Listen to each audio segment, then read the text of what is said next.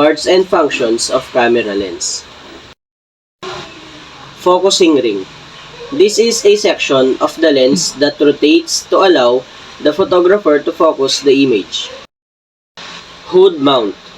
The main purpose of a lens hood is to shade the front of your lens, to keep light from falling across the lens and causing unwanted flares and a washed out, low contrast look. Filter mounting thread.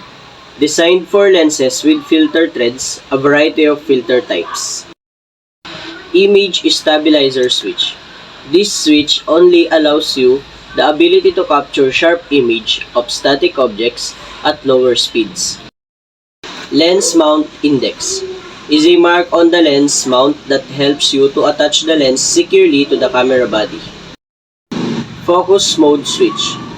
This is a little switch on the camera and is typically the autofocus or manual focus switch. Zoom ring. The function of this is to change the focal length of the lens.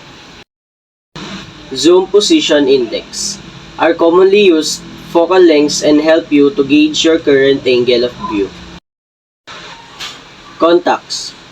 The camera can tell whether the lens has malfunctioned and warn you by the appropriate error code.